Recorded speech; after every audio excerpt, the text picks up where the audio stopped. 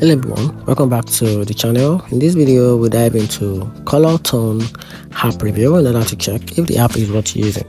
So let's quickly dive into it.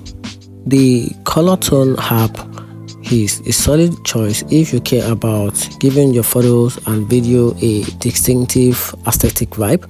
It gives you over 200 filters, film starts gain, and a cool overlay like dust and light lake, which make your edit feel more creative and polished. It's especially made for creators who want high quality presets without the headache of a pro desktop editors. But it's not super cheap for some power users.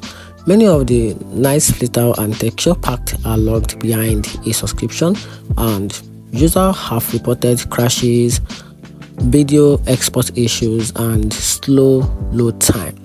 So in my opinion, COLOURTONE is worth using if you are serious about Instagram style editing and don't mind paying for the premium aesthetics. And if you are just using it for casual edit or simple, or a free filter app might do the most job for you. And that's it. Hope you find the video helpful. If you do, turn on the television button and subscribe for more reviews.